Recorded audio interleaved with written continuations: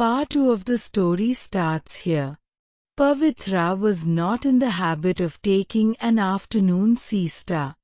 Yet, with her wedding album open in front of her, she drifted into an uneasy slumber until her daughter Anu called out, "Mummy, Mummy, are you sleeping?"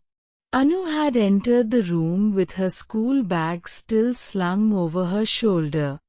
Pavitra woke with a start, rubbing her eyes. It was mid-afternoon. She went to the kitchen, warmed some milk, and returned with a glass of Horlicks and a plate of biscuits. "Wait, Mummy," Anu protested, watching her mother.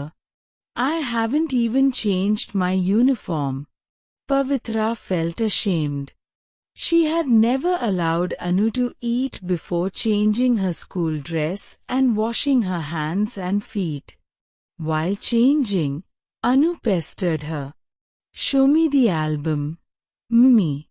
Tell me when and where the photos were taken." But Pavitra wasn't ready.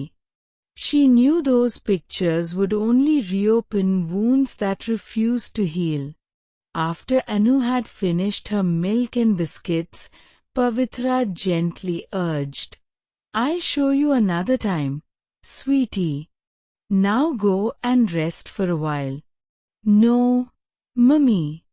I want to see them now." Anu clung to her sari pallu with childish persistence. That night, over dinner, father and daughter ate in silence. Finally, Narayan Nair spoke. "I've decided to bring old Menon back home." Pavitra looked up in surprise. Menon had been more than a servant.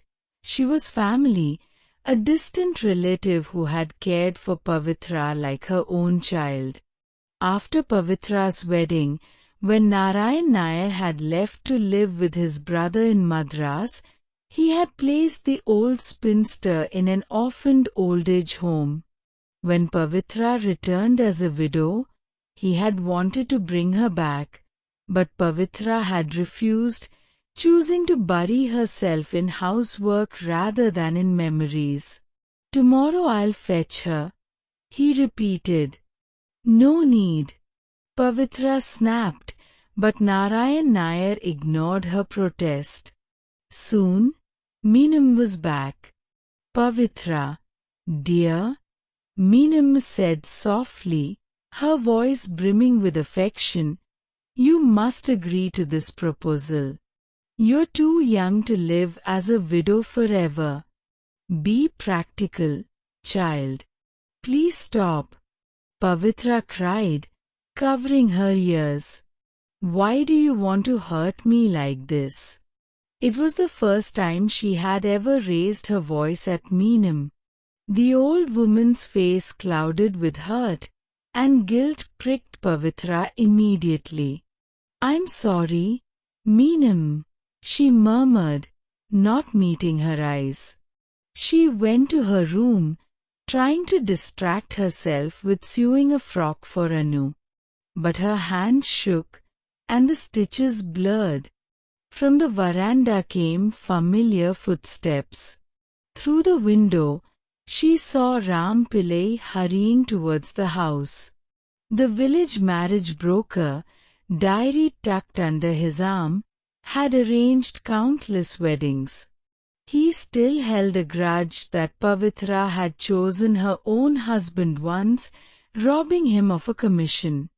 Since her return, he had been pressing Narayan Nair with proposals.